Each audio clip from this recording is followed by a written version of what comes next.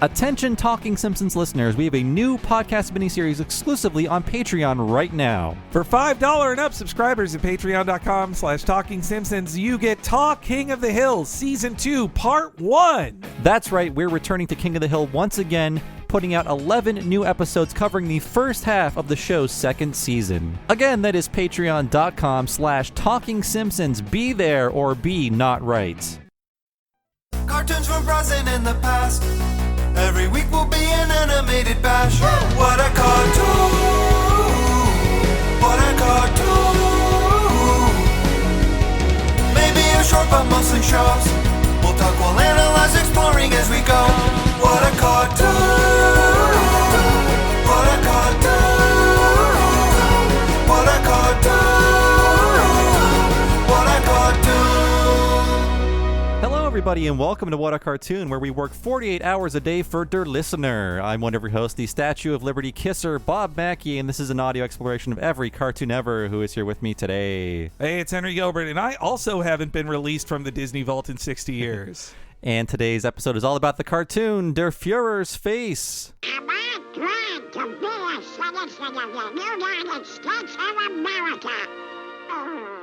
And Henry, where were you on January 1st, 1943? Not yet born for another 39 years. Me too.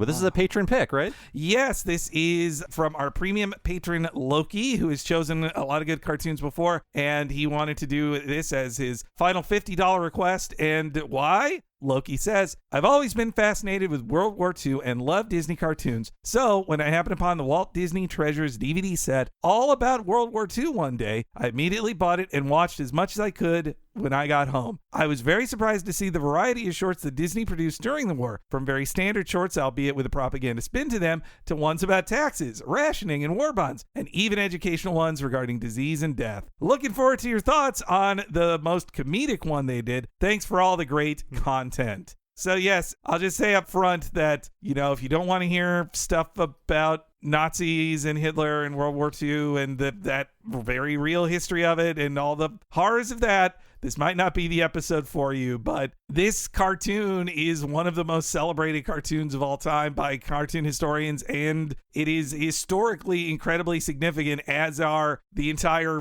5 years of World War II related cartoons that were produced. And it won an Oscar. It's the first Donald cartoon to ever win an Oscar. Hardly Disney's first Oscar, but the first one starring Donald. I mean, this is a fully established Donald Duck as the lead star of Disney shorts, I think. This is when they decided, fully, they're like, Donald is number one. He is the duck for the 1940s. Mm-hmm. I had heard about this one as the infamous, Nazi Donald cartoon for years and years, but it was so unavailable in the 90s internet age. You'd maybe get one kinescope filmed off of a TV screen thing you'd find on YouTube for the longest time. So I only knew about it out of context, and you see images free of context when also mixed with decades of rumors, or more than rumors, about Walt Disney's own feelings that you think of this film as a different thing than what it was built to be as a piece of propaganda. And it leads to a very complicated history for this film. I didn't see this movie until I had Netflix send me the Treasury set of World War II cartoons. So I'll tell you what, this cartoon is the edgelord's favorite. If you're on the internet in the early 2000s, you can post a screen cap of Donald Duck dressed as Hitler, or Donald Duck doing the Sieg Heil, and you could be the coolest kid on your block to be like, the Disney made a Nazi cartoon, did you know? For the aughts, which saw a lot of comedic Hitler jokes that I also think, as we definitely got to learn in the 2010s, some people were not being ironic with their jokes about Hitler and Nazism. They actually really, really meant it and think he's pretty cool, which sucks. But in the aughts, if you were an internet edgelord of hey, look at this crazy picture. He's got his arm raised. Isn't that nuts? He's got the swastika armband on. You never thought you'd see that from Donald. I mean, the shot of Donald reading Mein Kampf, that's out of context is a shocking image. I think people want to believe so many evil things about Walt Disney, and you know what? He was not a great guy. I think they want to believe so many evil things about him that on a recent podcast, I'm not going to name and shame, but they were talking about Walt Disney, and they're talking about how he's anti-Semitic, and somebody said on the podcast, these are people I consider smart, he made cartoons for the Nazis. And I think they're thinking about this cartoon, but if you unpack that for a second, the treasured human being all Americans love, Walt Disney, how would he be allowed to make cartoons for Adolf Hitler and not be assassinated or executed? Like, think about that for a second. But I think a lot of people see this, or before they were educated about that, before it came out on DVD, people thought, oh, Walt Disney was making cartoons for the Nazis. He was a Nazi sympathizer, and they look at this cartoon without the context of the song and where we were in the war. They just see the stuff of Donald as a Nazi, and they think this is the Nazi Donald cartoon. And Walt Disney's life and thoughts were so guarded, and especially after his death, really from, I'd say, the 50s onward, when he became a television personality and not just a studio head, his reputation was kept so protected, and he is like fully deified. If you watch any documentary original to Disney Plus or any documentary the Walt Disney Company has made in the last 30 years, all of them are like, well, and of course we have to have at least one quote from Walt. I mean, the worshipfulness of him in that way, it is an interesting parallel to the jokes they make about how worshipful you have to be of Hitler if you live in Nazi Germany. I'll just say that. It's true. And I'm just thinking of how Disney bought The Simpsons, and I wonder if the clock is ticking down on that Nazi supermen are our superiors joke, because we are recording this right after that Star Wars cartoon came out, and in the Gracie Films logo now is Mickey Mouse. Yes. I don't know if he's going to stay there, but I'm thinking, are they going to remove things from the show now, because they seem like Disney's like, we own you now, you make commercials for Star Wars. It's a bummer. I'll be very sad if they remove Nazi Supermen are my superiors, but jokes like that was how you razz the Disney Company too. If you're like, if you're so sick of the all-American bullshit that is Disney propaganda, then a very easy just like pin you can stick in that balloon is say, Walt Disney hated Jews and was a Nazi. It's like, that's easy to say, and I recount some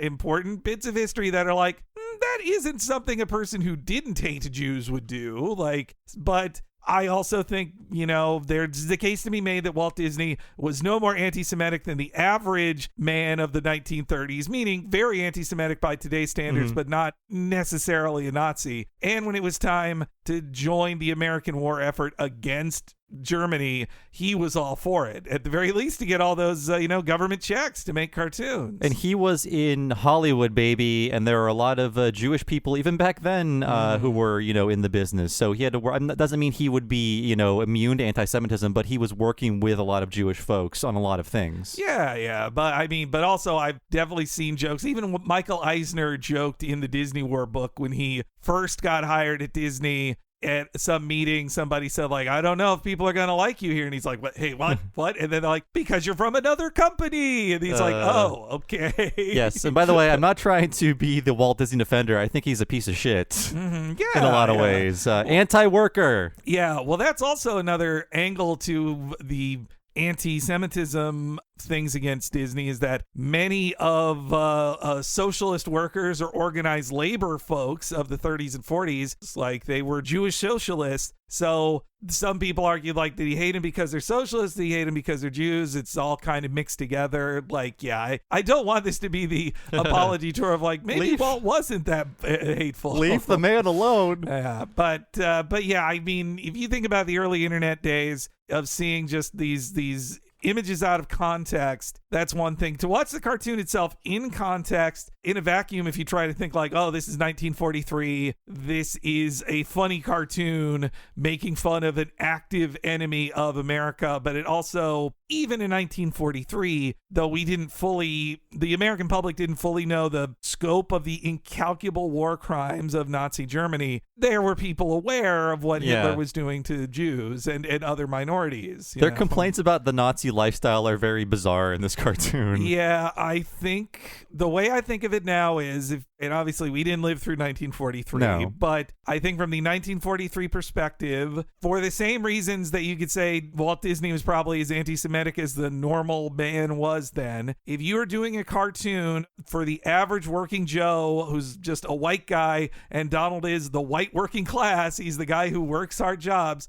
unfortunately, I think that they probably felt that you'll get a lot more mileage with the common American if you say you have to work really hard and it's extreme rationing, and that's why the Nazis suck, as opposed to the Nazis are committing war crimes against non-white people. Unfortunately, that didn't strike the hearts of many, the average American in 1943. So if you wonder why that's not what this cartoon is about, and even the darker ones like Education of Death, it almost makes you feel empathy for the German people because they're all taught to be, they're like, oh, they've been tricked by Hitler. They've been pushed by Hitler to be so hateful and to march off to war and death. It's different. It is certainly not the historical way of looking back on Nazis and judging them in that way, post-Nuremberg trials even. I mean, we'll get to it, but it's interesting to see what they fixate on when in the song itself there is reference to the master race. So it's like, well, they understand what Nazis are about, but they're choosing to ignore that part of it.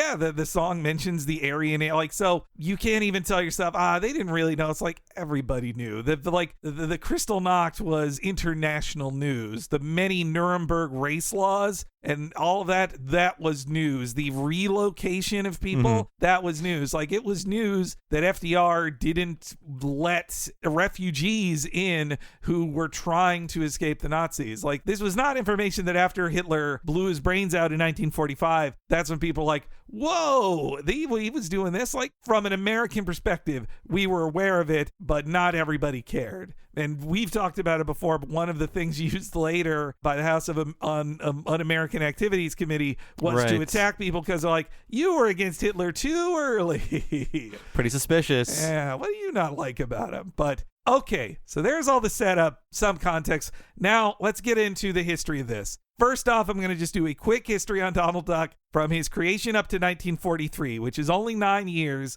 So wow, pretty quick. The rise to stardom for Donald Duck is incredible when you map it out. Like, he was really their first breakout star. Like, Mickey looks like crap next to Donald Duck. You know? He's the real superstar. I mean, I'm looking at the different versions of him. This version wasn't around for long, but I kind of like the early Donald with the longer bill, the more animal-like. It's kind of cute. I want to see more cartoons with that guy. And his rubber hose body. Yeah. I like that too. I also, in an eerie coincidence, Donald Duck's rise to power does kind of mirror Hitler's in the same timeline.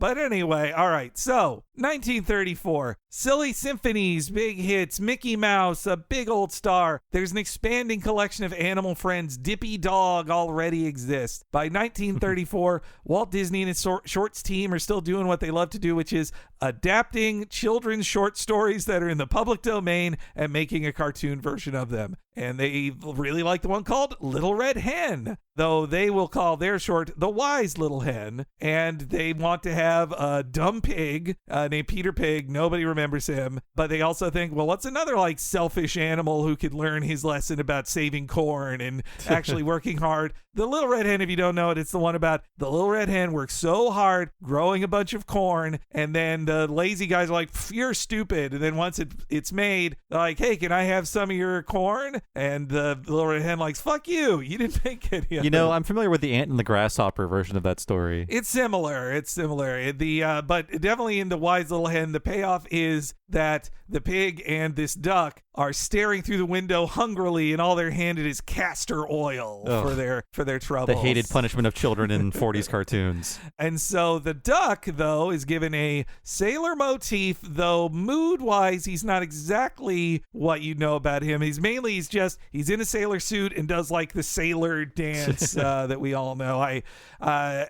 So they already were working with a radio voice actor named Clarence Nash. He was doing animal sounds for Disney cartoons previous to 1934. And Walt Disney was thinking of hey, what about a duck? And they're like, Clarence, could you do a duck? he does the voice that is the iconic Donald Duck voice. And as the legend goes, Walt Disney says, well, I guess we got our duck. And Clarence Nash would be Donald Duck for the next 50 years. He would voice a character. It's nuts that we can understand what he says. And it's also nuts that only one other guy can do it, and I hope he's training somebody new. Yes, yeah. When Clarence Nash passed away and Tony Anselmo took over, I look back on it now and I wish the choice they could have made is have him do Donald 10% less, like be more audible. So then 30 years after that, whoever takes over after him, they turn it down a little more too, because you really, you need to understand Donald. We watched all those DuckTales cartoons. It's like,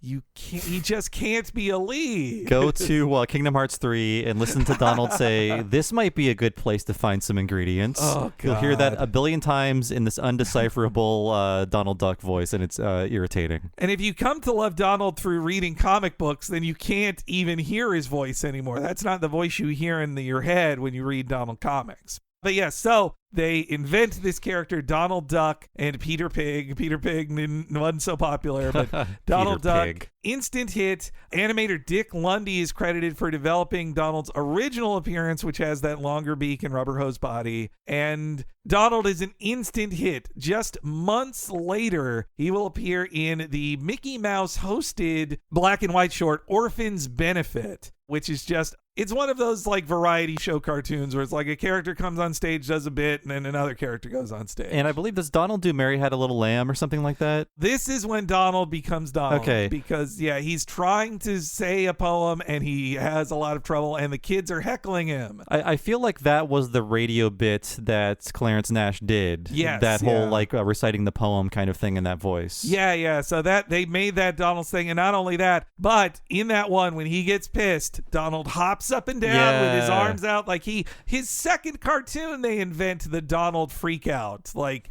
and that's when they figured out, like, Donald Duck is funny as you push him farther and farther to the edge, and then he freaks out and makes the duck noise, and you're like, yay, the freak. Like, that's the release. That is the excitement of a Donald Duck cartoon. It's better than the character who goes, oh no. Exactly. Yeah. Goofy, you can at least be like, Goofy's so stupid, but he's getting in funny situations. Like that also, I mean, Orphan's Benefit follows this thing of like, well, Mickey's like the host of things, and other characters do the funny stuff. Mickey goes, wasn't that a great cartoon, kids? He's the Billy Crystal of that world. So then he's paired with Mickey in a lot of cartoons. If you've seen one of the most famous Mickey color ones, the band concerts, Donald is he's actually driving Mickey crazy in that one, playing Turkey in the Straw. And then they also discover in 35, it's a funny combo. Mickey, Donald, and Goofy, the three of them together in shorts like Service Station and Fire Brigade. And it became very clear that Donald was getting more liked by viewers than all the other characters, especially a boring-ass mouse.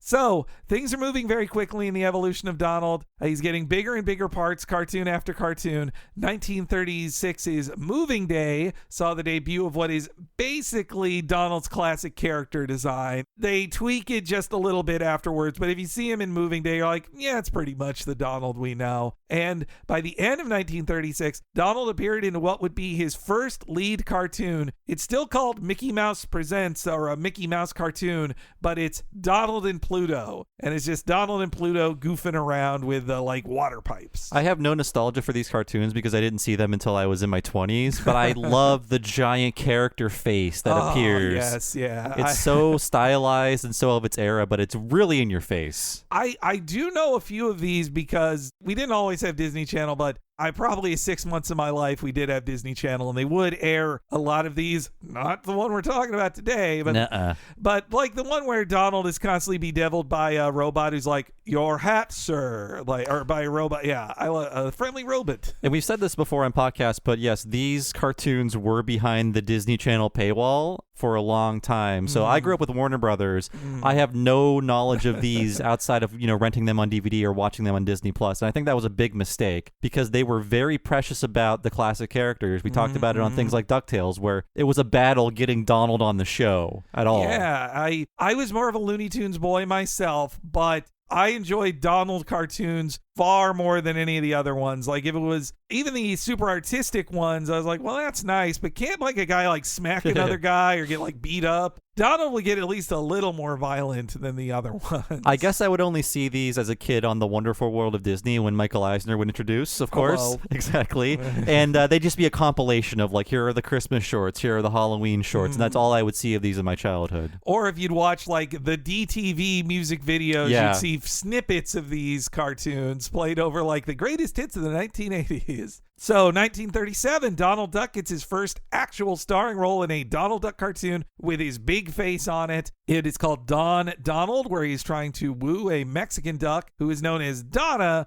but is virtually Daisy Duck, though Daisy Duck wouldn't appear for a few years. Also, though, when I see the picture of it, it's not the classic theme song because that didn't get invented until 1947. Right.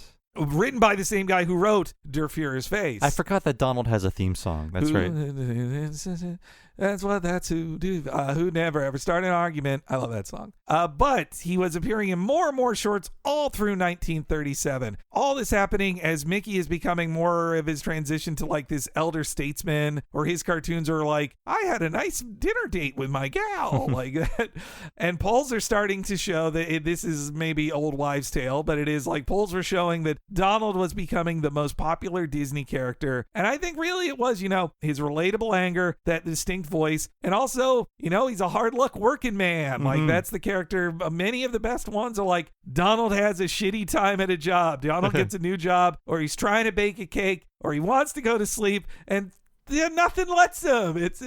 Before people were getting Joker-fied, they were getting Donald-fied. Yes, yeah. People loved him so much, and he was also a hit in, newspaper comic strips are meaningless now. If you had your own newspaper comic strip in 1937, you were bigger than a comic book. And your great-grandchild probably still draws it now. Yes, yeah. So they had a silly symphony comic strip that Donald became a star in, and just the beginning of Donald's, success on the printed page. In 1937, they expanded his family in the comic with 3 nephews who usually were a perfect foil to drive Donald crazy. Another thing to make him angry. And by 1938, those characters proved so popular that Huey, Dewey, and Louie got animated into their first cartoon. So he was appearing in more and more cartoons by 1939, including getting a new relative in the little-loved Gus Goose. By 1940, Daisy Duck officially existed, and he'd star in some real classics like Early to Bed, Chef Donald, Old MacDonald Duck, closing out 1941. Like, everything's looking great for Donald Duck. Not so much for the Disney Company. And now it's time for I'm going to try to... Look, if you don't know World War II history, we're going to have to refer to it in Der Fuhrer's Face, so I got to cover something. We won, right? We won that one. We won! Yeah! Yes. The one war we won! The one war we won. We showed up late to World War I. We cleaned up. It was just like, you guys covered most of it. Well, and we were still like 5 years late to this war. That is true. Yeah. That is very true. We showed up late to this one as well. So, Europe, Asia, war is mounting. First, there's Emperor Showa, a.k.a. Hirohito. That's what most Americans know him as. His country invaded Manchuria in 1931. Adolf Hitler, his rise to power is fully solidified in 1933 as he becomes the Chancellor of Germany. And both are beginning their buildup of imperial armies to invade other countries. In 1934, Hitler's Nazi party essentially becomes a full dictatorship. He is Der Fuhrer on August 19th. That is when he's proclaimed. That's where the name comes from. It was an invented title. And then on top of that, as Hitler's Nazi party is growing in power, their hideous oppression and mistreatment of Jewish citizens and other minorities is only growing. And it is being reported on by the world. People knew about it when the Olympics happened in Berlin. People knew what was going on. And, that's why it was celebrated that Jesse Owens had such triumph in front of Hitler and showed him up. But yes, 1937, it's just mounting. Japan has carried out a brutal invasion in China. European figures like Mussolini and Franco are also rising to power. Fascism is on the rise. They are building up armies for invasion. 1938, as things are expanding even more against Jewish people, there's the Night of Broken Glass, Kristallnacht, and mass murder is beginning. Things are looking worse and worse. They invade Czechoslovakia as well. And As all this is happening from Walt Disney in a business sense, he has entered feature animation. 1937 is the release of Snow White, and he releases that overseas as well. He makes big money in Europe. Part of his plan with feature films is that, well, like, these will do huge overseas. As a second world war is mounting, you can't make money off of your movies. Like, nobody's showing movies in theaters as war is mounting or an invasion is coming. In 1938 as well, Walt would do something that he would receive a lot of criticism for even then, and now is a real shame for the company, to put it lightly. He hosted a visiting Leni Riefenstahl. Yeah, and that's a big smoking gun for Walt Disney, for sure. Yeah, who, in case you don't know, is the propaganda expert of an historically important filmmaker for the Nazi Germany. She directed Triumph of the Will and created a lot of filmmaking techniques that many people learned from, including Walt Disney. But just because he made movies, but the defense I have seen, and people criticized him then because he was seeing Riefenstahl right after the Night of Broken Glass. Like, we were like, how can you host her here? The defense I have seen from some is that Walt Disney is a stupid hick who just wanted to have someone from the German military or the German government there so he could ask them for the money he was owed for Snow White and other films. I see. Like, that is the defense I've heard, but it's still like, come on. Well, you know, America loved working with Nazis, especially after the war, because of have you heard of Operation Paperclip? Yes. It's like, hey,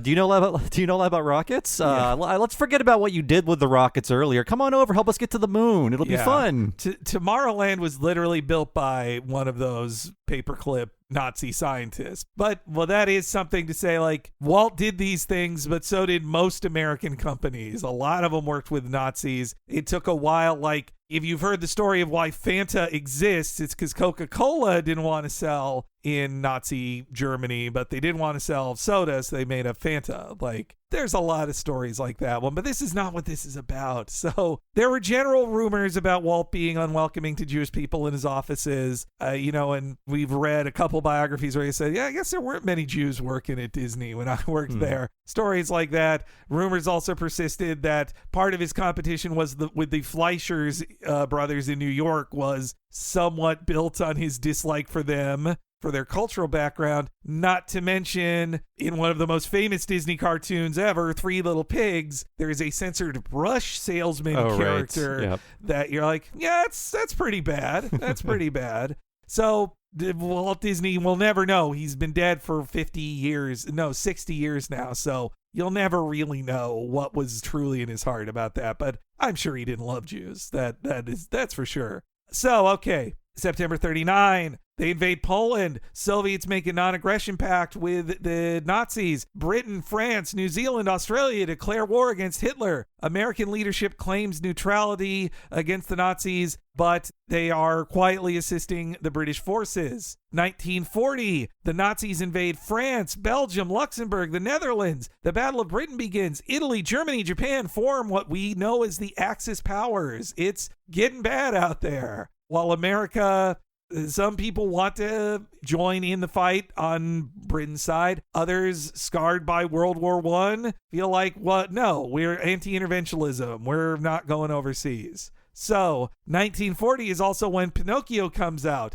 Way less profitable for Disney because they can't go overseas and war is spreading. Even in America, they're seeing lower ticket prices because people are bummed out that it seems pretty obvious World War II is about to start. For Americans, it has started everywhere else. And Fantasia is a giant bomb.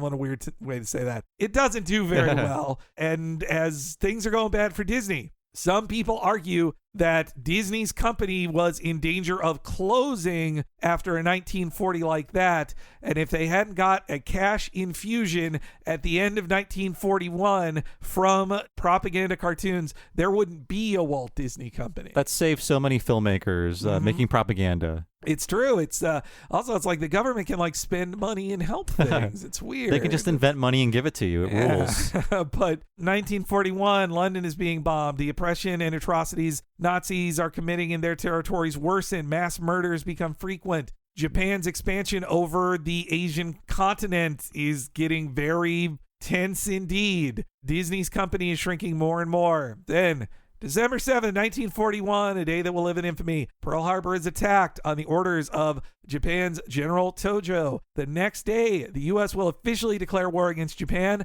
Germany, because they're in a pact with Japan, declares war on the United States. And America has changed forever as they officially enter World War II. John Voight got out of that wheelchair and signed Declaration of War. I've seen the movie. Oh, the famous Pearl Harbor film. But something less known in history is that the same day as Pearl Harbor, 500 American troops occupy Disney Studios because it is a nearby space that has open recording sound stages where soldiers can occupy while they wait orders in case they need to go to a nearby military base and go overseas. What about the Third Amendment, sir? I know. Disney threw that out. It apparently was the only Hollywood production studio that was actually occupied by the American soldiers. Yeah. And the very next day, December 8th, Walt Disney signs his first of many contracts, this one with the Navy, to produce propaganda films for them. A lot of them instructional, but not all. I'm sure it's like super out of print and $1 million now, but on that Treasury set of the war cartoons, I will say most of them are boring. Very boring. Yeah, yes, dry and boring. No, like Victory for Air Power is just, those were made for an audience of like 3,000 guys. Yeah. Like, and mainly just for a few generals. Victory for Air Power was made for a few generals to say, you should build a bunch of airplanes and drop bombs with them because that's how you're going to win this war. But this is a giant cash infusion from government funds. Like, the money they're being paid is far more profit than they made on most of their films. So they are starting to work hard. 1942 is a big time for them. They're not only making cartoons, but also in their instructional live action stuff, they're still doing like, oh, here's an animated, chart, or here's how the inside of an airplane engine works, or whatever. Some of the first animated shorts they did were paid for by the Treasury. Early 1942 saw The New Spirit, which is about Donald Duck paying taxes. I love that short because it tries to make paying taxes patriotic, and it tells you like taxes for tanks, taxes for planes, taxes to fight the Axis. Taxes to fight the Axis. It is the hardest sell you ever heard. But there is some comedy to it where Donald is hearing the radio go like, "Then you want to help, don't you? You do anything for America, wouldn't you, to beat our enemies?" Like, yeah. Well, then you got to pay your taxes. And Donald goes, taxes. It also shows you how complicated it was to write things before ballpoint pens. It's like, first get your inkwell, and then your blotter, of course, and then your ledger, and then your straight edge. It's like all of these things that have been like wiped off the face of the earth because we just have a ballpoint pen or a computer. I also like seeing Donald, say that he made $2,501 in 1941. And he's like, and of course I have 3 dependents, Huey, Dewey, and Louie. Like, there's something about watching the exactness of a cartoon character filling out his taxes that is funny to me. So he was doing those kind of ones that were a mix of like boring tax stuff plus rah, let's fight our enemies things. By mid-1942, Donald will even join many of his fellow Americans in being drafted into service. And in a cartoon worked on by Carl Barks, Donald gets drafted. It's actually pretty humorously like joking about what it is to be in the Army. It's like Donald marches by a bunch of propaganda like, hey, it's pretty great to be in the Army. And then the second he's in there, like, this sucks. It makes being in the Army seem awful, which it probably is. It's like you're lied to by all these posters like, hey, look at all the hot gals you'll get in the Army. And then he's just poked and prodded. I mean, they have a joke that seems to even be like a thing up your butt joke that then they're like, no, a thing didn't really go up Donald's butt when he's being checked out here. But that's what I thought as a little kid. I did see Donald gets drafted, and I thought mainly what you did in the Army was peel potatoes. Goofy did not pass the physical, unfortunately. Remember in our childhoods, they did the Ren and Stimpy Join the Army one, which was just a copy of all these types, or a tribute to these enlistment cartoons. And eventually they were peeling bombs. God, that was good.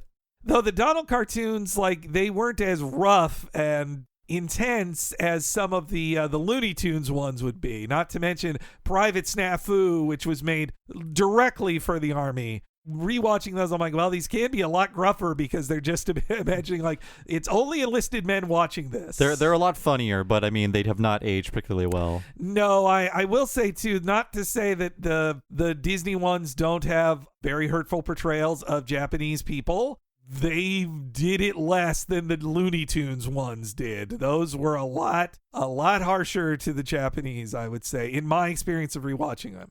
And so Donald is kind of, Mickey and Goofy, they did appear in some like Bi-War Bond stuff, but Donald really was the front lines of the military cartoons they were doing. In 1942, part of the propaganda they were paid to do also was Saludos Amigos. Right. Which was all about building bridges to South American countries that the American government feared would join fascism. And so why not have Donald Duck hang out with a Brazilian parrot? And it's like, yeah, we're all friends dancing. And then 3 Caballeros. Yeah, 3 Caballeros after that, one of the horniest Donald cartoons. Oh boy, he's chasing women all over that beach. So that's 42. It's 1943. America's fighting wars on two fronts, and we start the year with 2 Donald shorts. One, The New Spirit of 43, which is a different approach at saying to pay taxes, because there's a lot of Donald cartoons where a good and a bad angel tell him to do something. Right. In this case, it's a Scottish duck proto-Scrooge telling him, save your money for taxes, boyo. And then a zoot suit wearing, honestly pretty similar to Gladstone Gander guy going like, nah, spend all the money, it's fun. And then they say, if you waste that money in a bar, it's basically like you're giving that money to Hitler. He does the little like shapely woman the sign with his hands, like, you want to spend that money on dames. Yeah, and Donald's like, yes, I do. But eventually Donald does the right thing, which is give his money to the Uncle Sam to build bombs. So that's the other one that debuts in January 1943. The other, Der Fuhrer's Face. So, released in the same month also as the very stark and heavy propaganda film Education for Death, about how Hitler's Germany trains people to die in war. This was kind of the other side of the coin, a lighter, sillier, but no less angry and negative towards Hitler cartoon by many of the top people who worked on Donald cartoons in the 40s. And the director of it was Jack Kinney. He was mainly, up to that point, running the Goofy instructional shorts. He didn't really work on a lot of Donald shorts as a director, but he was given the director's chair for what was then, in late 1942, known as Donald Duck in Nutsy Land, which is why they say Nutsy Land in the cartoon. Mm-hmm. And it was going to be written by a pair of people who worked on Dumbo right before this, Joe Grant and Dick Humer. So as one of the writers would say, I didn't see which writer, but this is credited as the writer saying this in an interview, quote, "We feel that a public character such as Donald Duck, writhing rebelliously in the clutches of the Nazis, will bring the situation home to every man, woman, and child in this country. For Donald Duck belongs to them like a member of their own family. They will end up hating Hitler 20 times more than if they had gone through the same ordeal with some curly-haired hero who is, after all, merely another movie actor." So that is them saying this propaganda works way better if it's your favorite buddy Donald Duck suffering through a version of Nazi Germany than if it's just like, Clark Gable or whatever. Dedicated Disney songwriter Oliver Wallace, who would later write the Donald theme, penned a tune for it, Der Fuhrer's Face, and ahead of its release, the song is performed by a comedy musician, super popular radio star, Spike Jones and his band. And that's the version of the song that I know best, because when I was like 11 or 12, I bought the Dr. Demento, I think 20th anniversary 2 cassette tape set, and that was on it. So imagine 1993, 11-year-old Bob Mackey walking around listening to Der Fuhrer's Face. And I remember asking, we had like a nice neighbor of ours who was a World War II vet. Oh. And after listening to the song, I asked him about it. He said he did like it when he was in the service. The service. So nice. Yeah, it was a popular song back then. I hope that guy had like an old ancient tattoo of like the he flag. did. Oh, that's great. He had a big smeary tattoo on his wrinkled arm of like a battleship or something. That's how I knew somebody was a vet. It was this old white guy who like, an illegible tattoo is visible on their arm. They saw some shit. But yeah, the song was released months before the film came out, and it became a big old hit. Like, it sold over 1 million copies of that record. Its sheet music was a huge hit. And it is a different enough version from the one in the cartoon is more genteel. Yeah, I'd say. the Spike Jonze version is about farting in Hitler's face. Yes, yeah. Well, it's a razz. It's a Bronx cheer. I think they want to fart in his face. It's about farting in his face. Yes, that is the giggle everyone's thinking. Like when you heil in his face, you're farting in it. I think they're selling it as a raspberry, but they really want to put their butts right in his face. You had to win. You know, they got the Hays Code still. They can only say so much. They can't even say hell in this cartoon. I know, yeah.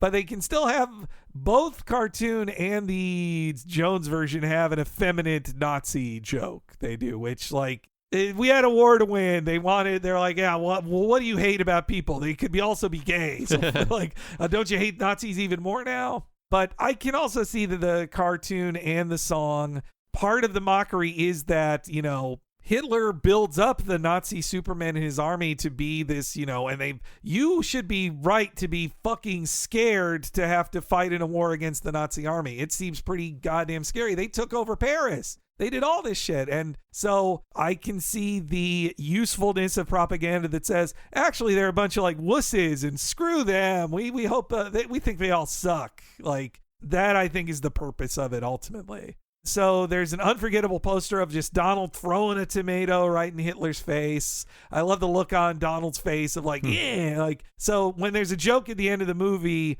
about a tomato being thrown in his face, when you see the poster, you're like, oh, that's Donald. I got to buy that poster now. And yeah, swastika's all over this. Yes. Yeah. It's, I mean, the imagery is just harsh to see, but it's part of the cartoon, I think, is of like, oh, isn't it shocking to see Donald in this way? Doesn't it make you feel weird and uncomfortable? Like that is the point of it. So by that time next year, the cartoon was a giant hit. People loved it. The song continued on too. They changed the name of the movie to Der Fuhrer's Face because the song was such a hit ahead of time. It won an Oscar in 1944, and it, I think, pretty much solidified Donald as the lead short star of the company. I forgot it just starts by playing the song. This is the Der Fuhrer's Face anime music video. Yes. Because it's like, you people love the song. Well, here's the song. We're going to start with that. We'll get to Donald later. Here's a minute of the song. Here's the title on screen. Just go straight to it. Yeah, it's also why I'm not going to be really playing many clips for you guys, because it's either the song or saying Heil Hitler over and over and over again in the cartoon for funny effect. But I think, not so fun to listen to. No. I'm just going to say. Everything says Heil Hitler in this short. The alarm clock, the rooster, the work whistle, everything. I mean, it was a fascist dictatorship they were mocking. So, yeah, it's so the propaganda continued past the war's end. Donald would appear in more too. Donald's the only of the Disney stars to appear in one where he actually kills Japanese soldiers. He does it not with a gun, but by he accidentally floods their thing. But there were multiple ones of Daffy Duck or Bugs Bunny or whatever fights foreign armies, but Donald only did that in one, Commando Duck.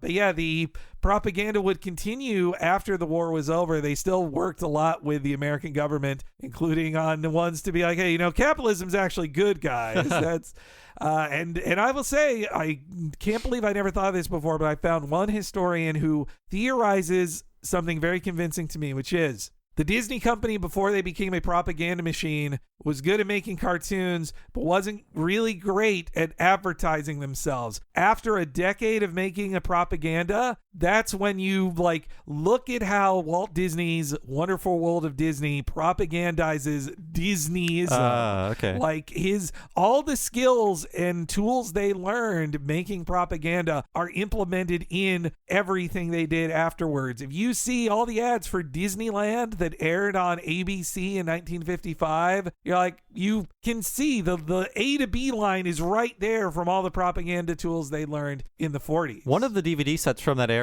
we were talking about was just Disneyland propaganda. Yes, from when it opened. That one you will see on Disney Plus. What you won't see on Disney Plus are any of this World War II stuff. The short and most of the other World War II content, though I did see the draft ones growing up as a kid, so it's not like they were all entirely tamped down. But after the Allies won, as a propaganda tool, it's not really very useful anymore. And also the imagery of a swastika wearing Donald Duck became more and more potently negative, and out of context, it became just a thing that Disney's like, no, this goes in the vault. No public screenings of it. We're not going to put it on TV. Though sometimes I read stories of people saying, I watched the Mickey Mouse Club in the 50s and they showed Der Fuhrer's face on it. But eventually, I'd say by the 60s, I think Der Fuhrer's face went into the Disney vault and was shown less and less. If you're a cartoon historian, you were aware of it and thought, Leonard Maltin would have told you, or Jerry Beck would have said, one of the best cartoons ever made. So good. The height of Disney at their powers. So funny in Donald Duck. But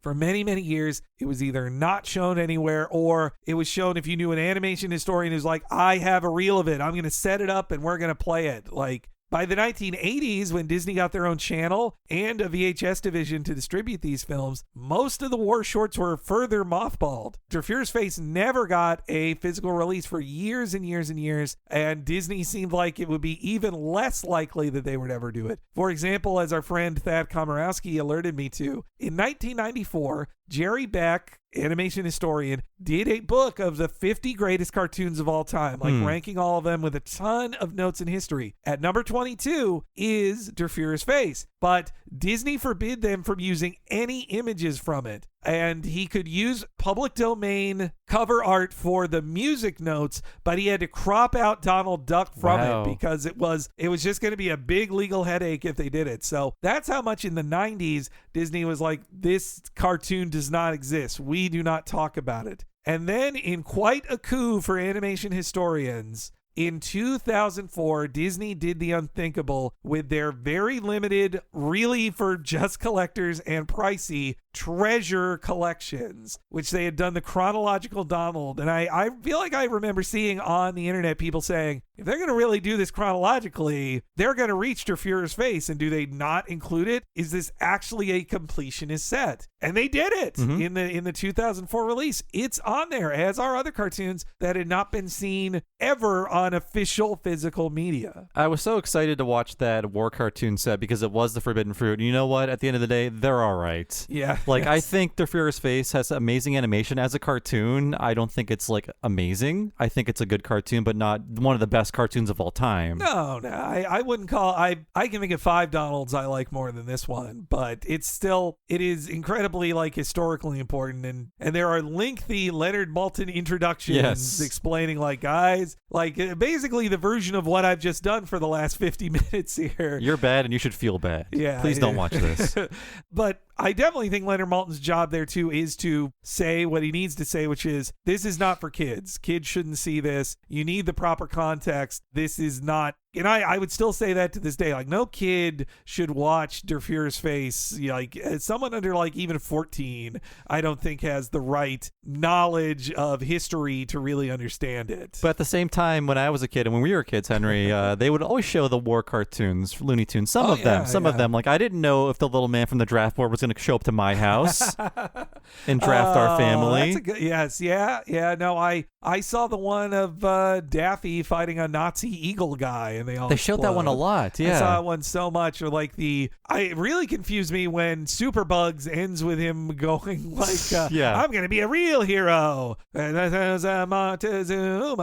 he turns into an army guy. Or the one with the gremlin and the plane is plummeting to the ground, but it stops because they ran out of gas stamps. You know how it is with these FCODs. Yeah, all of those. Like, and in the 90s. We saw it in the Simpsons cartoons, The Simpsons series did multiple references to, like, here's an Itchy and Scratchy cartoon where they're kicking the butt of Hitler. That's like, so well animated. Yeah, it's some of the best they ever did. And of course, we all know the behind-the-scenes story of them trying to do one where Bart fights the Nazis. Right. Nazis on tap. Nazis on tap. A direct parody of Der Fuhrer's Face as well, like, and all the other ones then. But they did put that out on DVD, and I don't know this, but part of me thinks that the Disney as a corporation regrets that because it makes it have a high-quality version that's just out on YouTube. Mm-hmm. That rumor suggests Disney is terrified to even take off YouTube because then it's a content claim of, like, Disney has a Nazi Donald Duck cartoon. They say it's theirs. Like, And so instead, it's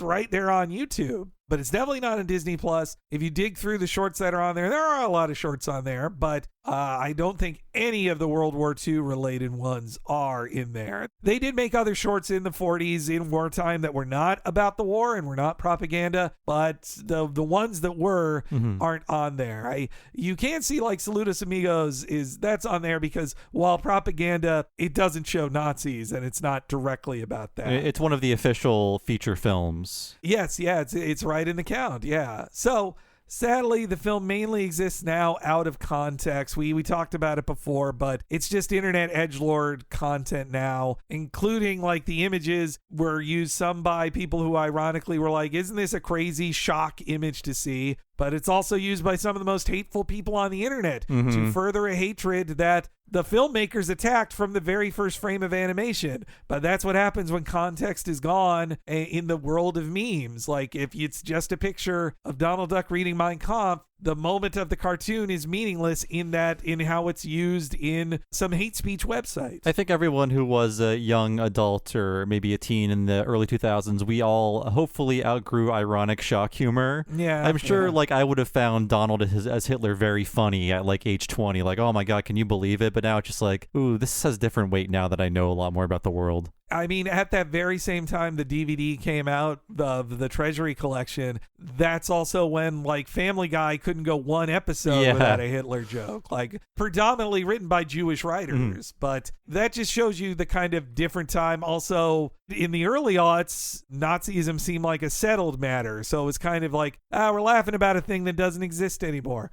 Doesn't feel that way in the year 2021. So that's why the film needs a boatload of context to be talked about. And so when we come back, we're going to actually just go through the film shot by shot. We'll play some clips. I'll play the Der Fuhrer's face on the other side of the break. Well, why don't we just hear that classic 1947 Donald Duck theme song to take us out? Who's got the sweetest disposition? One guess who? Who never starts an argument? Who never shows a bit of temperament? Who's never wrong but always right? Who never dream of starting a fight? Who gets stuck with all the bad luck? No one but Donald Duck. In war, it's typical, sometimes even useful, to demonize your enemy. We still see this today whenever a dictator or despot comes to power anywhere in the world. Caricatures and jokes, not always in the best of taste, rise to the forefront because it's our way of relieving aggression. So it was in World War II. Some people feared Adolf Hitler. Others mocked him.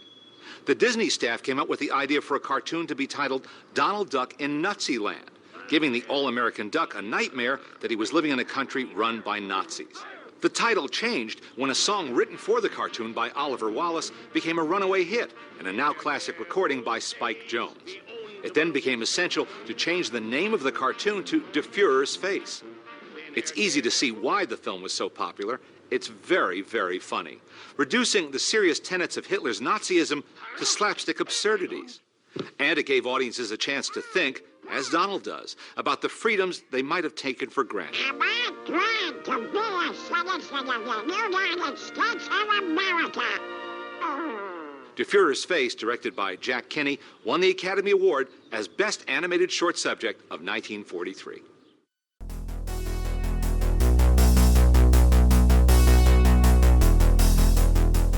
Hey, welcome to The Break. It's Henry Gilbert, and I love living in the United States of America. That's the only quote I'm going to say from this cartoon, though I don't believe in it. Hey everybody, it's Bob Mackey. I just got done kissing my little Statue of Liberty doll I keep next to me all the time. And a big thank you to Loki this week for picking this episode. Big piece of animation history. Not on the lightest of topics, World War II and all that, and fascism, but definitely a big one in animation history, and I hope you guys enjoyed it. And you know, we can only do this thanks to top-level patrons like Loki at patreon.com/TalkingSimpsons.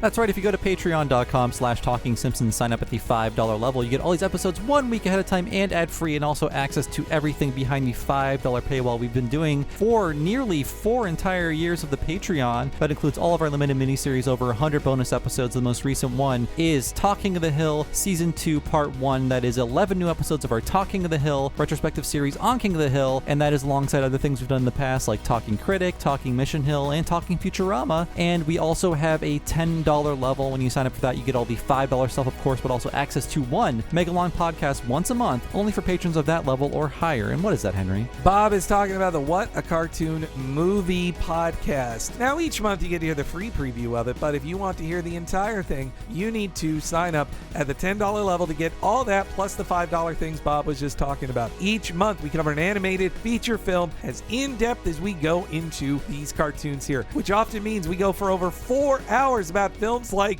Cool World, the 20th anniversary of Shrek, and coming this month, if you like this Disney talk here, we're talking about the 1997 Disney film Hercules, which also features a fascist, James Woods. But you can hear the whole thing if you sign up at the $10 level at patreon.com/TalkingSimpsons. There's an over 130 hours of material there that you'll get to listen to, ranging as far-reaching as a Goofy movie to Akira to Spider-Man Into the Spider-Verse and so many more. If you like all this duck talk, I bet you'd like our one about DuckTales, the movie. Listen to all of those at the $10 level to get it all at patreon.com/TalkingSimpsons.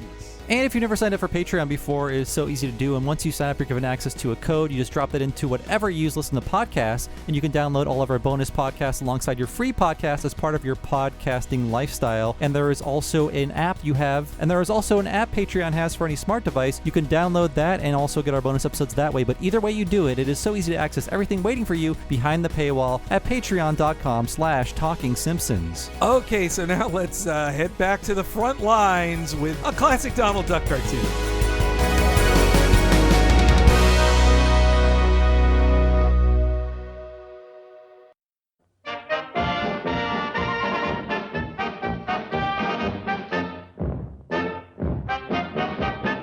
Then the Führer says, "Wie ist the master race?" The Heil, Heil, right in the Führer's face. Not to love the Führer is a great disgrace. So the Heil, Heil, right in the Führer's face. Then Herr Goebbels says, "We own the world in space." The Heil, Heil, right in Herr Goebbels' face. Then Herr Göring says, "They'll never bomb this place." The Heil, Heil, right in Herr Göring's face. Is we not the Superman? Arian Führer Superman? Ja, wie is the Superman? Super duper Superman. Is this Nazi land so good? Would you leave it if you could? Ja, this Nazi land is good. We would leave it if we could. We bring the world new order. Eure Hitler's world new order. Everyone a foreign race will love the Führer's face when we bring to the world disorder.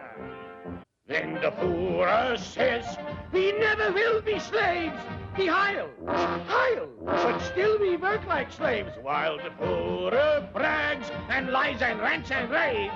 The Heil, Heil, and work into our grave. Okay, we are back, and you just heard the film version of Der Fuhrer's Face. We start first with the Donald face on the blue background, which I do love that. But first frame of the cartoon, humorous goose stepping of the 5-piece band hopping around. And I do like the character designs. Again, it's a problem when you're making fun of, Nazis. It's like, well, these characters are all fun goofballs who are I want to see dance around on the screen. And it's making fun of the idea of like the perfect Aryan Superman because they're all very different looking in ridiculous ways. Like one guy's really tall and lanky, one guy's butt sticks out all the way, one guy's chest sticks out all the way.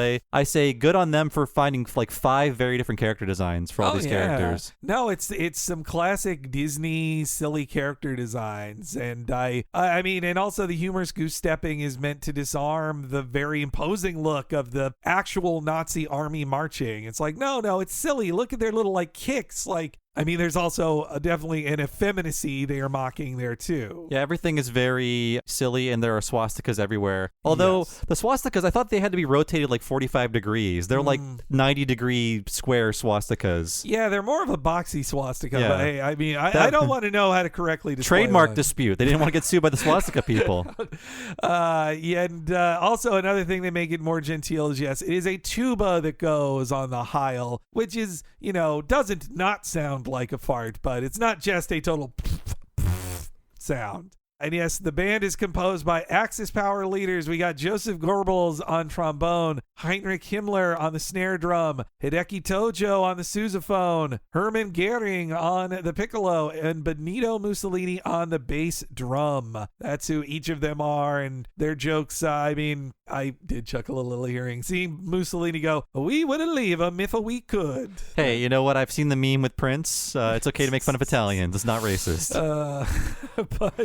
But what is not okay is right after he says that, like, the way Tojo is drawn is not so great for portraying Japanese people. These Americans living in the glass houses. We're making fun of Nazis for believing they're, Supermen, and then we draw a Japanese person to be like a monster. Yes, yeah. And, I mean, also, America's government is running a lot of concentration camps of their own for the Japanese Americans who did nothing and were not spies. But yeah, I got to give it to the background designers. The swastika clouds, trees, telephone poles, the houses that are Hitler's face, like, that's just such a great design. Because it's just one window in the center, and the window is slightly, or the window cover is slightly up, giving the impression of Hitler's mustache in the center of this, like, pink house. One thing about Hitler, good character design. Yes, yeah, no, that's part of the dictatorship, is building up like a specific image and look. Like, it's hardly an accident, but that also makes it easier to mock. And I definitely think you can hear in these voices here, Pinto Colvig and Billy Belcher, two of the top voice actors for the Disney studios at the time. Pinto,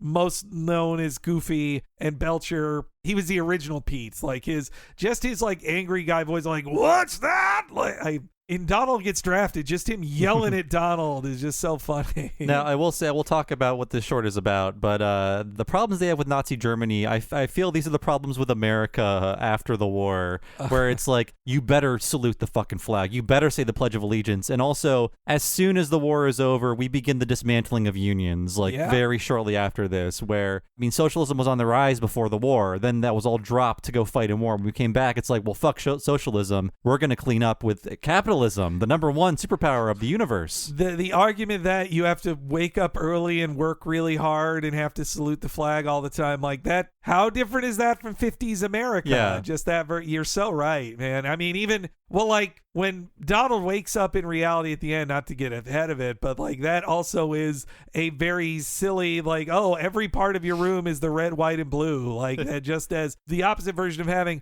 the red with swastika wallpaper all over his place. Donald desecrated the flag to make drapes. It's very sad. It's even more effeminate, the line in the Spike Jonze version, but as far as detailed sissy animation, seeing, I believe it's Himmler doing it, his movement on Super Duper, his sassy movement on Super Duper Superman, it is a technical achievement. It is. It feels weird to compliment it in certain ways, but I just want to say, if you told someone, draw a sissy acting, that's good sissy animation. It's very dainty piccolo playing, too. Yes, yeah. I wonder what they're saying about this guy. I wonder. I mean, also, I love, again, great animation of, like, when Goebbels is pointing his finger into the tuba going, like, "Would you leave it if you could?" No, he would, like, and then they all pop out of it. Like, funny bit. And I also like the clever word play of, "When we bring the world disorder." Get it? They're saying it in an accent of this as disorder, but they actually mean they're going to disorder the world, which, when you look at what the Nazis were actually doing in 1943, disorder is hardly the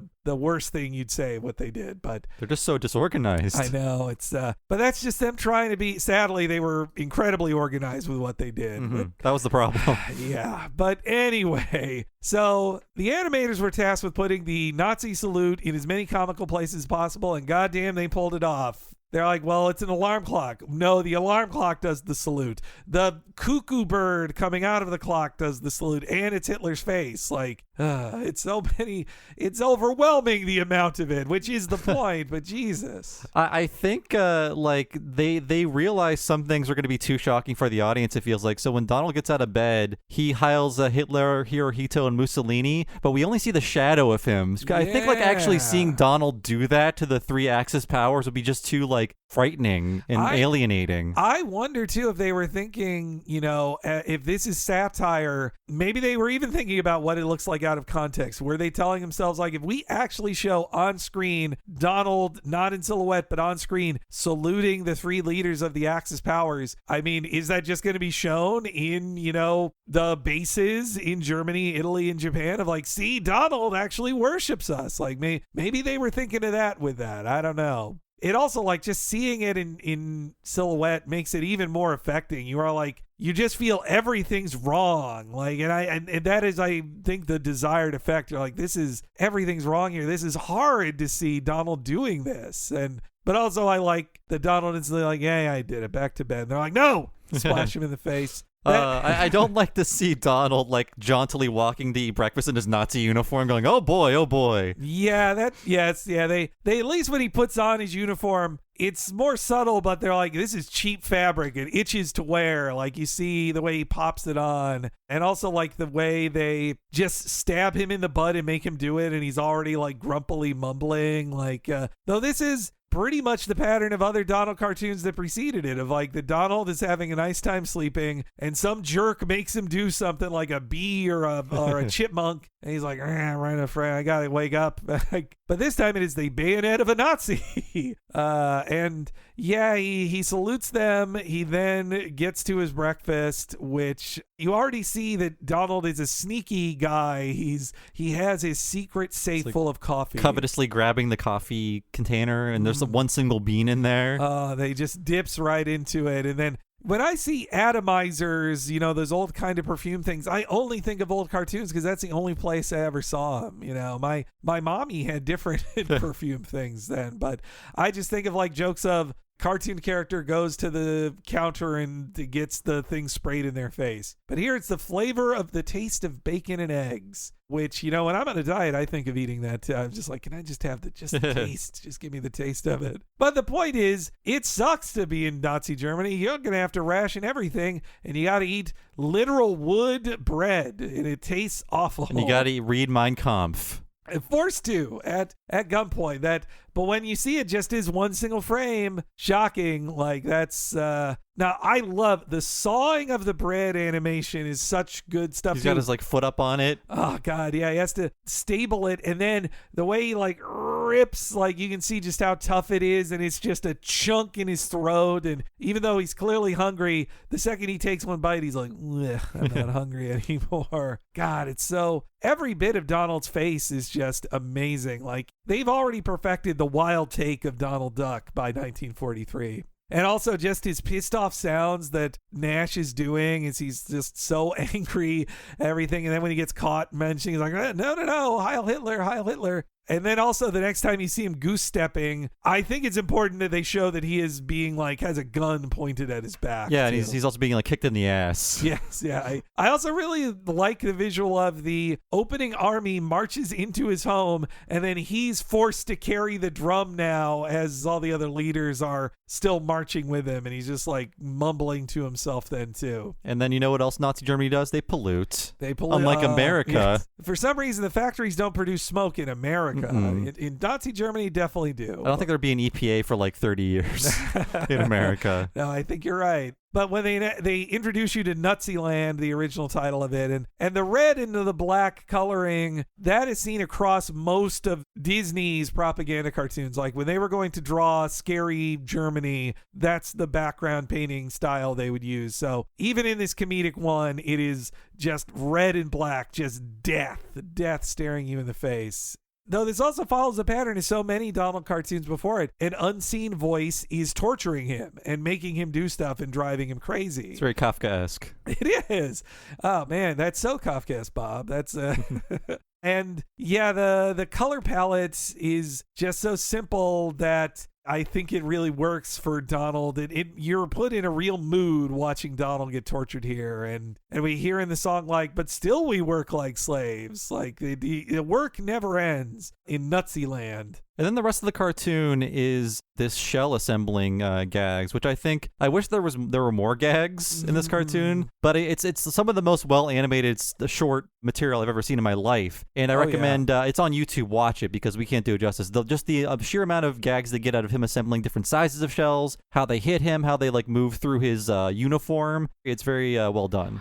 Just the focus he has on it, like, and how you have to spin it really fast, like, and just up and down. And he has to get smaller ones, and then the way he is like they're almost finial sized or like thimble sized. He's like having to do it with like just 2 fingers, but 2 at a time because it's moving so fast. While also highlighting all of the portraits of Hitler. I mean, adds a joke of that he's having to do that, and then he has to raise his arm, and then raise arm, screw, and then just how fast he has to go, and just once it's over, he's like, God, it's so good, the just amazing animation, and also like even the steam whistle does the salute, wears a helmet and the armband. Like this is Disney's comedy team at their height. Like they're just finding funny, clever ways to incorporate that into every part of the world. And yes, that's also when we get to the use of the word hell, which is just a crash on screen. That's the most obvious, like, no, this is about how we wish Hitler was dead. Like, yeah. Wouldn't it be nice if one of those shells blew him straight to hell? And wouldn't that be swell? But you can't say hell in these. Not with the Hays Code. No, we're at war, but we can't say hell. Snafu cartoons could say hell. Mm-hmm. They could say, the funniest thing at the start of a Snafu cartoon is like, situation all up. Like, reference to the F word. Yes. And yeah, the constant salutes, even when he's knocked off, he has to then salute with his ass to Hitler with his, I love Donald seat and tail acting. Oh, his seat, his big seat. To steal a line from our friends at Podcast The Ride, talking about Donald's seat. But he has quite a seat, that Donald Duck. Mm-hmm. Maybe that's really why everybody loves him. He has a much bigger butt than Mickey Mouse or Goofy. He's appealing to the human eye with his thick rump. One of my favorite bits as a kid was, I think it's the Jack and the Beanstalk one they do, where Donald's butt looks like a, garlic piece or a little onion, and his butt is, he has to avoid being like stabbed by the fork. I like that bit. You can't write jokes like that about Mickey's butt or Goofy's butt. Yeah. Or remember the great bit of Donald when he's upside down in the barber chair and his butt is being styled by the automatic robot That's right. hair cutter? I believe that was a Carl Barks bit, I think. Carl Barks, before he became the comic book artist of Disney, he was a story guy on the Disney cartoons. And also, like, he was a pacifist. I think he didn't want America to enter into World War II. I think he changed his mind, but for a time, he was one of the anti-interventionists as a pacifist. But anyway, so yes, there's all this, like, worshipfulness of Donald and also the hard work. And it is, could the animators be channeling some of the feelings they were feeling about overwork at the time? Drawing Donald working very hard also seems like a lot of work. Yes, yeah. It makes you wonder, but you never know. And I don't know what the production schedule on these cartoons was like, but so much in the world could have changed in the months they were working on this. It's just, what a weird time to make a cartoon about war. Yeah. They think you make it Nutsy Land instead of like, maybe we've invaded Poland by this point. Maybe we've liberated France. Like, you never know. Like, don't make this a joke about France or whatever. Like, make it more vague. Same with, where are we in, have we gotten to the Philippines yet? What islands are we in the Pacific Theater? You can't know. And also, it's like, it's versus what the public knows versus what we knew. Like, we can read in a history book, like, on this day, this battle happened. Exactly, yeah. But when does someone in Hollywood, California in 1943 know that? And I think my favorite animation of him putting together the shells is when there's the giant pile of them. So not only does he have to screw on the top, but he also has to like sort them into order. And he doesn't have 1 second to rest. And then, but then he does get a few seconds to rest. It's vacation time to see the Alps. Even then, though, you don't get to rest. It's time to do swastika-style calisthenics, which are very silly drawings that also are upsetting to see out of context, for sure. America, famous for its vacation days. All workers take vacations in America. Yeah, it's like, well, wait, like the weekend was a relatively new thing in America in 1943. That socialists died for.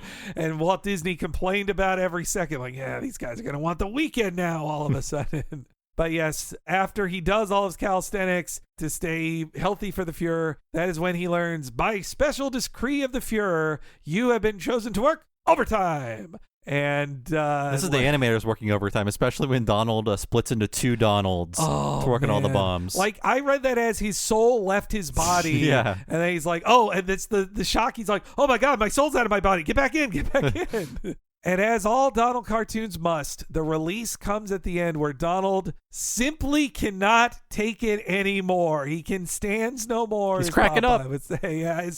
His freak out is so good. My favorite is when he opens his mouth and he has his tongue sticking out and he's rubbing his hands down his tongue like, blah, blah, blah.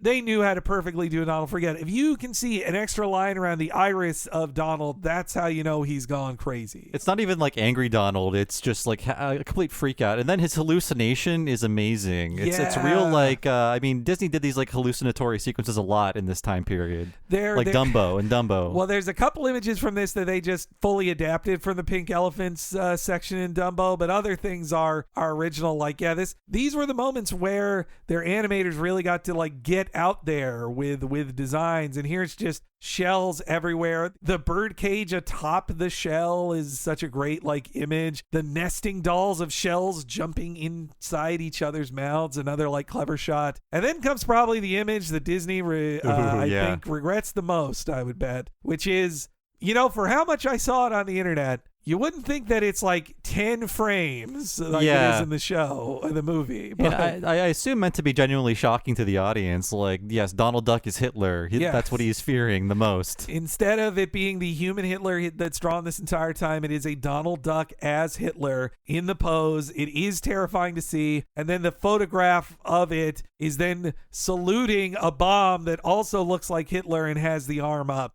And I mean, it is a shocking vision. It's meant to be the topper vision of a scary section, and it's meant to make you like, it's to push you over the edge to be like, this is pretty fucked up, right? Don't you love America? Like that. That's the 1-2 punch of it. But these very limited frames, which no one knew. Well, I guess a computer did exist in 1943, but no one thought this would be shared all over the world in pictures on screens like when they were drawing this. And the two big bombs grow even bigger, and they smash Donald into 1,000,000 Donalds. Well, more like 20 Donalds. And then when they cut back to him in bed, his ass is just hanging out of his pants, and all the little Donalds are floating into his butt. That's such a funny drawing. I love that. And also the suggestiveness of what him being squeezed between two things till he explodes. And also I love the as a fantastic shot of the reverse imagery of a giant shell pounding on the heads of Donalds moving through a Donald production line. But yeah, back then, a technique Disney loved was underexposed animation, like a ghostly image. And if a soul left the body, or if a soul was coming back to a body, like, how does Alice in Wonderland wake up at the end of her movie? Like, well, a ghostly image of herself meets back up with her body, and then she wakes up. Like, which also Oliver Wallace wrote a lot of the songs for the Alice in Wonderland film and Peter Pan. Like, you can feel the similarities of the songwriter in those cases. But yeah, they really loved an underexposed image, and in a way it was them showing off, their technical capacity. Like, hey, not everybody else can do this. This is because of like our technical achievement at the Walt Disney Studios in Burbank. But yes, just so you know, finally, one last dose of propaganda. The film would work fine if Donald woke up in what is his normal home and he's like, oh my God, am I glad I'm not in Nazi Germany? But when it's really propaganda, it's when every inch of his place is red, white, and blue, the stars and stripes, and then a golden Statue of Liberty. Like, the regular Statue of Liberty, not good enough. It needs to be glistening gold. And in his window. Yes, that he hugs every single morning. And kisses in a suggestive place. Oh, yeah. Yes. you're right. They were getting away with something there. Now, what I think would have been a great final joke in a non-propaganda cartoon would be Donald, after waking up, going like, "Oh, I'm late for work. My boss is going to fire me." It's also weird because it's like, do you know how Nazis have this weird symbol everywhere and they salute all the time? Well, I'm going to kiss my Statue of Liberty, a normal thing. Yes, yeah. It's and that also that he thinks that the Statue of Liberty is doing the Nazi salute, like that is disturbing to me in its own way too. It's but Donald makes it clear, boy, like we get it. We already get this. He doesn't need to say, "Boy, am I glad I'm a citizen of the United States." And he shows us his birth certificate on the screen. That was distracting. And just his satisfied, like, oh, like that's so, but that's why I'm glad they then give what I'm assuming. Again, you have to think of yourself. You're in a movie theater in 1943, surrounded by other people after watching this. When it's Hitler's face on screen, you're all supposed to boo. You're supposed to be going, boo, boo, Hitler. Hiss. And then since they know you're doing that, the animators can assume that's happening. That's why a tomato gets thrown at Hitler, because they're like, you don't got to throw the tomato yourselves. We shouldn't have shown this on Tomato Nights. The screen is ruined. So yes, the comical drawing of Hitler gets a tomato right in the face, and then that red turns into the end as we get a reprise of the song, which also tells you like, boy, I ought to go home and buy that LP on my way back. Also, it's blackout night, so I better just turn out that light. As Spike says. Jonze is too noisy to listen to during the war. They're gonna find you. They're gonna bomb you. That's right. God, but. I mean, as a short film, it is, it is one of the greats. Like it's Disney animators for Donald doing some of the best work they ever did. Just tons of funny jokes, but it's not the best Donald cartoon. I like Chef Donald where he makes the cake, or I also love anyone's of I forget the name of it, but when the one that ends with the nephews making Donald think he is dead so they can eat his dinner. That's a pretty great one. There's tons of great ones. Yeah, I mean, I guess this is a curiosity that a lot of people worked very hard on. It's interesting with the historical context, of course, but you're not going to sit down with your family and be like, okay, let's watch Donald be a Nazi for 9 minutes. Let's go. It's time. You're pretty exhausted by the end of it. Yeah. And again, as global fascism is on the rise, it's certainly not any funnier now in 2021. And we're not as naive to think, the problem with fascism is people just work too hard. Yeah. That is not what we need to hear personally. Maybe in Disney thought in 1943, what average Joes needed to hear was it would be really hard to live in Nazi Germany because you'd have to work really hard. Because, I mean, that definitely speaks to an assumed white Christian audience. Like, obviously, if I lived in Nazi Germany, I wouldn't be working at a factory. Yeah. That's what their nightmares would be. But yes, so that is it. Der Fuhrer's face. I'm glad we covered it for historical purposes as well on this podcast. And, thanks for going through it with us as well. And if you've never seen it before, if you do care about animation history for your own knowledge, like it is worth seeing, I would say. And fortunately, it's just on YouTube. You don't have to buy that Treasury DVD set. You can just watch it there. Probably never going to be on Disney+. So thanks again to Loki for being a great patron. If you want to be a patron too, head on over to patreon.com/TalkingSimpsons and sign up at the $5 level. When you do, you get all these episodes 1 week ahead of time and ad-free, and also access to everything behind the $5 paywall. That includes all of our limited miniseries. The most recent one was Talk King of the Hill Season 2 Part 1. That was 11 new episodes of Talk King of the Hill, our King of the Hill retrospective, and there will be a new miniseries coming up in the fall of 2021 for people behind the $5 paywall. And we also have a $10 level. When you sign up for that, you get all the $5 stuff, of course, and also access to one mega-long podcast once a month, only for patrons of that level or higher. And what is that, Henry? Bob is talking about our What a Cartoon movie podcast, where we cover animated feature films in as dense a detail as we do regular episodes of What a Cartoon. For example, in June, we're covering the Disney Renaissance classic 1997's Hercules. Before that, we covered the final Ralph Bakshi film, Cool World. And we did the 20th anniversary of Shrek before that. We are closing in on 3 years of monthly What a Cartoon movies, and you'll get access to all of them if you go to that premium $10 level, and you get all the $5 things Bob just talked about. Please check all of it out at patreon.com/TalkingSimpsons. So I've been one of your hosts, Bob Mackey. You can find me on Twitter as Bob Servo, and my other podcast is Retronauts. It's a classic gaming podcast about old video games. Find that wherever you find podcasts, or go to patreon.com/retronauts. Sign up there for 2 full-length bonus episodes every month. Henry, what about you? You can find Henry Gilbert on Twitter at HENEREYG. Follow me there for all my fun takes I'm always sharing. Plus, if you're on Twitter following at HENEREYG or Bob Servo, then you really should be following at Talk Simpsons Pod. At Talk Simpsons Pod is the official Twitter account of this podcast network. When new podcasts for What a Cartoon or Talking Simpsons go out, whenever our miniseries or exclusives happen, whenever there's a poll, whenever anything happens in the world of Talking Simpsons Network, you will know because you follow at Talk Simpsons Pod on Twitter. So please do that today. Thank you so much for joining us, folks. We'll see you next time for the Capital Critters episode, Hat and Mouse, and we'll see you then.